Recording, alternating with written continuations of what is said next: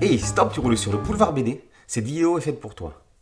2025, le programme Daniel Maguen. Vous allez voir, c'est un programme alléchant qui nous est proposé par cet éditeur dont les albums sont d'une qualité graphique exceptionnelle.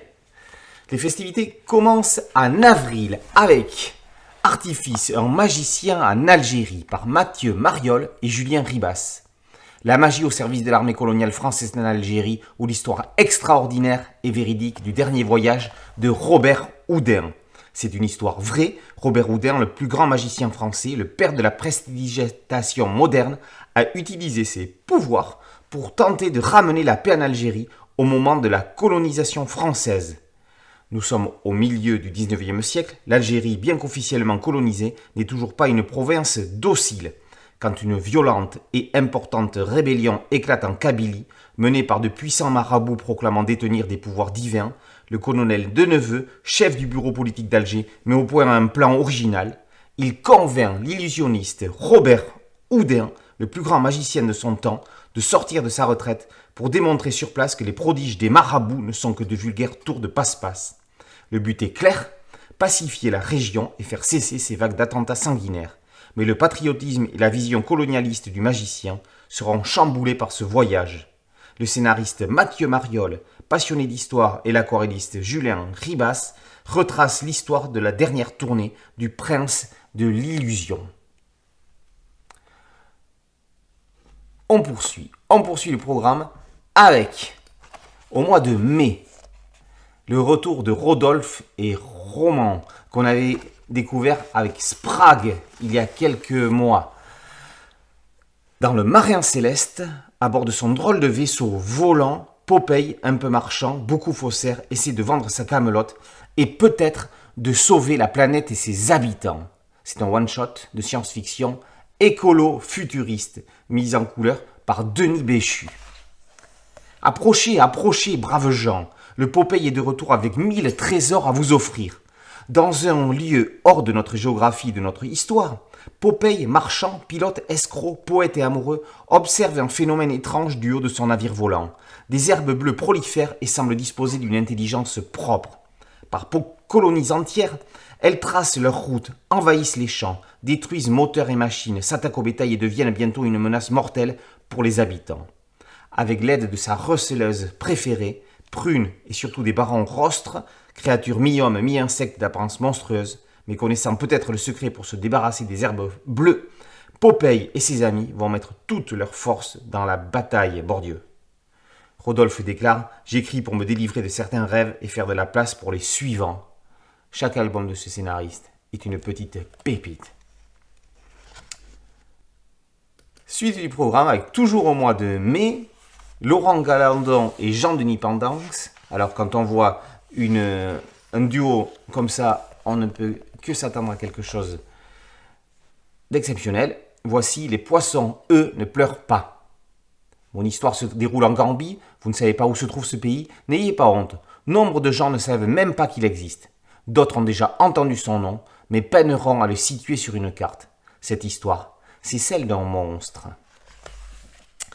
Bien qu'inspirée de faits, de lieux et de situations réelles, cette histoire est une fiction. Elle est le fruit d'un séjour en immersion à Gunjur, en Gambie, de ses auteurs et de leurs investigations. Depuis 2016, l'usine Golden Lead, entreprise chinoise de fabrication de farine et de farine de poisson, s'est installée sur la plage de Gunjur. Notre histoire contera le destin d'une famille confrontée aux effets néfastes provoqués par l'usine. L'histoire, qui prend la forme d'un passionnant récit de Galandon illuminé par les aquarelles de Pendanx, met en scène le jeune Ismaïla, passionné de foot et rêvant de devenir journaliste sportif. Il devra user de tout son courage pour lutter contre l'injustice et la pollution qui menacent sa famille et la vie de sa sœur malade. C'est David contre Goliath, mais à la fin, il arrive que ce soit David qui gagne. Au mois d'août, l'un de mes auteurs préférés, Joël Alessandre, celui qui permet de voyager sans bouger de chez soi. Je est un autre. Guidé par son imagination et son talent, Joël Alessandra, dessinateur carnettiste, nous emmène à Charleville-Mézières, à Aden, et enfin au Harar, dans les pas de l'homme aux semelles de vent. Sur les traces d'Arthur Rimbaud, qui décide à 19 ans d'abandonner la poésie pour une vie d'aventure, Joël Alessandra mène l'enquête. Est-il possible qu'à la fin de sa vie, alors malade et ruiné, le poète ait écrit un dernier poème ? Arthur Rimbaud rompt avec la poésie en 1873. Pour le jeune homme, alors âgé de 19 ans, commence une autre vie. Après un bref passage aux Pays-Bas, à Sumatra, en Égypte et à Chypre, il part pour la Corne de l'Afrique en 1880. Ses séjours sur les hauts plateaux d'Abyssinie alternent avec des replis forcés à Aden. Il cherche à faire fortune par tous les moyens. La chasse à l'éléphant, le commerce d'armes, le négoce du café. Mais l'écriture ? Non, Arthur semble s'en désintéresser totalement maintenant. Alors qu'en France, son œuvre commence à émerger et à susciter un intérêt croissant, Rimbaud n'écrit plus. On ne connaît de 1880 à 1891, date de sa mort, que sa correspondance du Harare, des lettres à sa sœur et à sa mère. Vraiment ? Et si un dernier poème avait été écrit ? Si un texte inédit avait été découvert ? Joël Alessandra, dessinateur en pleine crise existentielle, part en quête de cet ultime vers hypothétique. Joël Alessandra, je vous conseille tous les albums de Joël Alessandra. Il n'y en a pas un qui soit moins bien qu'un autre. En septembre, changement d'ambiance, avec le retour de Rodolphe, cette fois-ci avec Dubois, pour Rockabilly. Les auteurs de Terre se retrouvent pour un plongeon dans le rock des années 50 et une atmosphère qui rappelle Steinbeck, la fureur de vivre et les polars américains. Barbie arrive à Hasard, un coin complètement paumé des États-Unis. Après s'être mariée avec Bram, dans cette nouvelle vie à laquelle elle doit s'adapter, perdue dans cette nouvelle famille un peu détraquée, il y a une lueur d'espoir, c'est le rock'n'roll, passion qu'elle partage avec Hank, son beau-frère. La pin-up, le rock et peut-être l'amour. Dans Rockabilly, c'est la complexité des personnages et le contexte historique qui donnent tout son sens au récit. Vers 1955, le blues, la country et le rock'n'roll font leur apparition et viennent illuminer la vie d'une génération de jeunes gens qui souffrent au quotidien. Dans les Appalaches, sur la côte est des États-Unis, les rednecks, c'est-à-dire les blancs issus de la classe pauvre qui travaillent la terre sous le soleil, vivent dans la misère et ne jurent que par la Bible, la Winchester et le Bourbon. Dans une époque où l'adolescence n'existe pas, les jeunes trouvent alors leur épanouissement dans la musique. Rockabilly illustre les déviances malsaines de cette famille prisonnière de sa condition. Et un seul exutoire pour nos personnages, Barbie et Hank, le rock'n'roll. Toujours en septembre, Orient perdu, le retour de Jacques Ferrandez, qui va nous raconter l'aventure de Théodore Lascarin dans ce premier tome intitulé Nice, Malte, l'Égypte. Jacques Ferrandez renoue avec l'aventure historique dans cette biographie romancée de Théodore Lascaris, gentilhomme niçois qui rejouait en 1798 la campagne d'Égypte aux côtés de Napoléon Bonaparte. Le nom de Lascaris est connu de tous les Niçois. Il reste de cette grande famille un palais devenu musée et la légende de Théodore Lascaris, qui fuit sa ville natale. Il rencontra Napoléon Bonaparte sur l'île de Malte, puis embarqua pour l'Égypte aux côtés de l'empereur et de ses plus illustres savants. Jacques Ferrandez, niçois lui aussi, retrace en 2 tomes le destin de Théodore, dont voici la première partie. Issu d'une vieille famille, descendant des empereurs de Byzance au XIIIe siècle, le chevalier Théodore Lascaris est né à Nice vers 1770. Il mène une vie insouciante dans sa ville natale, fréquentant les émigrés français chassés par la Révolution de 1789, prélats, aristocrates, magistrats et les premiers touristes anglais. Il s'adonne à la musique, au dessin et à la peinture, mais ce dont il a envie, c'est d'horizons plus larges. L'action commence en 1792, lors de l'arrivée des soldats français de la Révolution. Craignant pour sa vie en raison du sort réservé aux aristocrates, c'est l'occasion pour Théodore de larguer les amarres et de vivre sa vie de voyageur, d'aventurier et même d'espion de Bonaparte.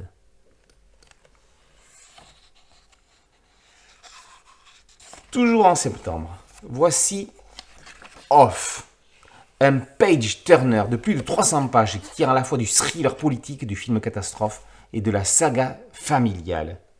Aux commandes, Tollet, Renard et Reglavizavone. Alors que Anne Van Obel, ministre de la Défense belge et vice-première ministre, s'apprête à mettre fin à sa longue carrière politique, Pour tenter de retrouver une vie familiale normale, elle se retrouve aux premières loges d'une crise majeure. Une tempête solaire a provoqué à l'échelle mondiale une coupure de courant généralisée qui risque d'être durable. Tout s'arrête et menace de s'effondrer. Tiraillée entre sa famille et son devoir, elle fait le choix de rester aux commandes pour sauver ce qui peut l'être et éviter que le pays se déchire. Off est la chronique d'une société à bout de souffle, la nôtre, rongée par la violence et l'inertie de tous les pouvoirs. Les auteurs posent la question: que se passerait-il si une étincelle faisait tout exploser? Comment réagirions-nous? Qui serions-nous prêts à sacrifier, à sauver? Qui sont ceux qui laisseraient tomber avant même de se battre? Et qui s'en réjouirait? Plus de 350 pages pour ce one-shot qui s'annonce détonnant. En octobre, Thrillerville par Le Renard et Puvilan. Thrillerville est une comédie horrifique et hilarante, à l'accent québécois et à l'humour aussi noir que les profondeurs de ses lacs et de ses forêts.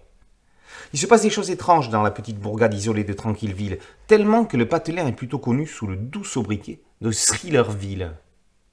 Sa forêt abrite une créature haute de 2 mètres, aimant croquer les chasseurs. Les profondeurs du lac renferment un secret monstrueux, et plusieurs habitants développent des pouvoirs carrément surhumains. Ajoutez à cela l'évasion d'un prolifique tueur en série, originaire du coin, et il n'en faudra pas plus pour que le shérif et son équipe, ainsi qu'une poignée de courageux villageois, vivent la nuit la plus folle de leur vie. Thrillerville est une comédie horrifique qui raconte 3 histoires de monstres qui se croisent, se répondent et se complètent, inspirée autant par les grands classiques de l'horreur, comme La créature du lac ou Frankenstein ou Halloween, que par l'humour et la folie de Tarantino et des frères Cohen. Le récit est un joyeux cocktail, truffé de références et de créatures de légende, mais le résultat est unique. Ça promet une fin d'année jouissive. D'autant plus que nous a réservé Daniel Maguen pour la dernière parution de son année. Le retour de Paul et Gaëtan Brizzi, avec cette fois-ci l'adaptation de Macbeth. Les classiques de la littérature revisités par les frères Brizzi, voilà de quoi se cultiver avec art. Dans cette nouvelle adaptation, les frères Brizzi s'emparent de la tragédie la plus connue de William Shakespeare et illustrent avec brio la tumultueuse descente aux enfers des époux Macbeth. Après l'enfer de Dante et Don Quichotte de la Manche, les 2 dessinateurs mettent leur art au service d'un monument de la littérature britannique, Macbeth. Pour rendre hommage au grand dramaturge, ils travaillent avec leurs techniques caractéristiques, un somptueux noir et blanc, des crayons de cire et à 4 mains. Le résultat est remarquable et permet toutes les nuances et tous les détails. Et 2 jeux de lumière qui vont autant dans les gris indécis que dans les contrastes tranchés. Les 2 frères déclarent: « Il nous a paru intéressant de traduire en images cette dimension spirituelle qui caractérise si particulièrement les personnages shakespeariens.